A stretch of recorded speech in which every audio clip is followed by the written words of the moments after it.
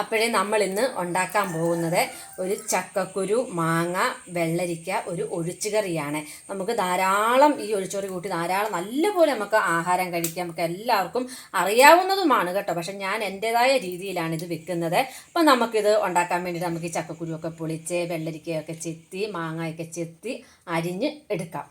നമ്മുടെ ചക്കക്കുരു വെള്ളരിക്ക മാങ്ങ കറിക്ക് ഞാൻ ചക്കക്കുരു എല്ലാം നല്ലപോലെ എല്ലാത്തിനും തൊലി കളഞ്ഞ് ഞാൻ കഴുകി എടുത്തിട്ടുണ്ട്. വെള്ളരിക്കായും അതുപോലെ കഴുകി വെച്ചു. മാങ്ങായും ആവശ്യത്തിനുള്ള മാങ്ങായും എടുത്തിട്ടുണ്ട്. ഞാൻ ആ ഒരു മാങ്ങയിൽ ഒരു ചെറിയ കോമ്പ് എടുത്ത് മാറ്റിയിട്ടുള്ളൂ, ബാക്കി എടുത്തിട്ടുണ്ട്. അപ്പൊ നമുക്കിനി അടുപ്പത്ത് വെച്ച് കറി വെക്കുന്നത് എങ്ങനെയാന്ന് നോക്കാം.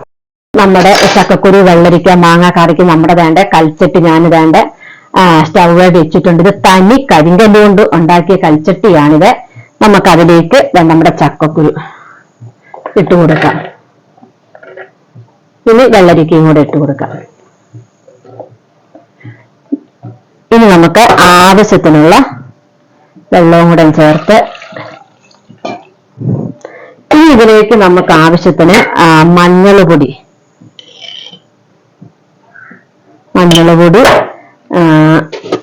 ഒരു അര സ്പൂണ് മുളക് പൊടി ഒന്ന് ഇളക്കി ഇനിയിപ്പോ ഇത് രണ്ടും നമുക്ക് വേവിച്ചെടുത്തിട്ട് മാങ്ങ ഇട്ട് കൊടുക്കാം. അപ്പൊ ഇതൊന്ന് വേകട്ടെ. അപ്പൊ നമ്മുടെ ചക്കക്കുരുവും വെള്ളരിക്കായും വേണ്ട നന്നായിട്ട് വെന്ത് വന്നിട്ടുണ്ട്. ഇനി നമുക്ക് ഇതിനകത്തേക്ക് ഇടാനുള്ള നമ്മുടെ മാങ്ങയാണ് കേട്ടോ. നമ്മുടെ പ്രധാന താരം കിടക്കുന്നതേ ഉള്ളൂ. നമ്മുടെ മാങ്ങ ഇട്ട് കൊടുക്കാം. ഈ മാങ്ങായും കൂടെ ഇതിന്റെ കൂടെ കിടന്ന് ഒന്ന് വെന്തിട്ട് നമുക്ക് അരപ്പൊക്കെ ചേർത്ത് കൊടുക്കാം. അപ്പം നമ്മുടെ ചക്കക്കുരു മാങ്ങായും വെള്ളരിക്കായും ഇത് നല്ല പോലെ വെന്തിട്ടുണ്ട് കേട്ടോ.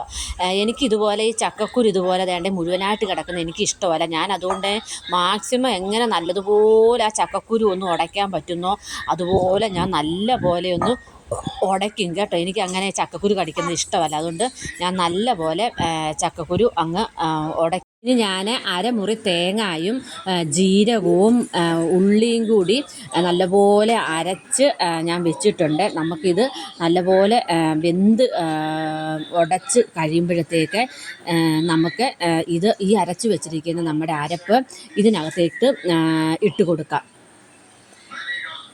ഇനി നമുക്ക് നല്ലപോലെ അരപ്പ് ഇതിനകത്തോട്ടൊന്ന് മിക്സ് ചെയ്യാൻ വേണ്ടി നമുക്ക് നല്ലപോലെ ഒന്ന് ഇളക്കി കൊടുത്ത് ഇതൊന്നും നല്ലപോലെ എല്ലാം ഒന്ന് കൂട്ടി യോജിപ്പിച്ച് എടുക്കണം നല്ലപോലെ. പക്ഷേ എല്ലാ അരപ്പുകളും നല്ലപോലെ ഉടയണം, നല്ലപോലെ ഉടഞ്ഞിരിക്കണം. വേണ്ട നമ്മുടെ അരപ്പെല്ലാം ചേർത്ത് കൊടുത്ത് നമുക്ക് ആവശ്യം അരപ്പ് നല്ലപോലെ ചേർത്തിട്ടുണ്ട്.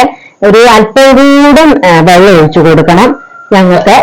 അപ്പൊ നമുക്ക് ഒരല്പം കൂടെ വെള്ളം ചേർത്ത് കൊടുക്കാം.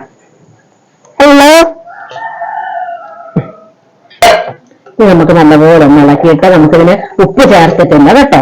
അപ്പൊ ആവശ്യത്തിനുള്ള ഉപ്പ് നമുക്ക് ചേർത്ത് കൊടുക്കാം. ഇനി നമുക്ക് രണ്ട് കറിവേപ്പില കൂടെ അതിലേക്ക് ഇട്ട് കൊടുക്കാം. നമുക്ക് നല്ലപോലെ ഇളക്കി ഇത് നല്ലൊരു തിള വരുമ്പോഴത്തേക്കും നമുക്ക് ഇതിന് കടുകൊക്കെ വറുത്ത് ചേർക്കാം. ഇത് നല്ലതുപോലെ ഒന്ന് തിളച്ചോട്ടെ. അപ്പൊ നമ്മുടെ വേണ്ട ചക്കക്കുരു വെള്ളരിക്ക മാങ്ങ കറി നല്ലപോലെ തിളച്ച് നമ്മുടെ പാകത്തിനായിട്ടുണ്ട്. ഇനി നമുക്കിത് വാങ്ങി വെച്ചിട്ട് നമുക്ക് കടുക് വറുക്കാം. ായിട്ടുള്ള പാത്രം അടുപ്പത്ത് വെച്ചിട്ടുണ്ട്. നമുക്കിനി അതിനാവശ്യമുള്ള എണ്ണ ഒഴിച്ചു കൊടുക്കാം. അപ്പൊ ഈ വീഡിയോ ഞാൻ ചക്കക്കുരു മാങ്ങക്കറി വെക്കുന്ന രീതിയാണിത്. ഈ രീതി എല്ലാവർക്കും ഇഷ്ടമായാൽ ഒന്ന് ലൈക്ക് ചെയ്ത് ഷെയർ ചെയ്ത് ഒന്ന് സബ്സ്ക്രൈബ് ചെയ്യുകയാണ് വേണേ. അപ്പൊ അതുപോലെ നിങ്ങളുടെ അഭിപ്രായങ്ങളും നിർദ്ദേശങ്ങളും ഒക്കെ ഒന്ന് കമന്റായിട്ടൊന്ന് അറിയിക്കുകയും ചെയ്യണം. ഇതുപോലെ ഒന്ന് വെക്കുകയും ചെയ്യണേ. നമുക്ക് നമ്മുടെ എണ്ണ ചൂടായിട്ടുണ്ട്. നമുക്ക് ആവശ്യത്തിനുള്ള കടുക് ഇട്ട് കൊടുക്കാം. ഈ ഒരല്പം നമുക്ക് കുറച്ച് വെക്കാതെ.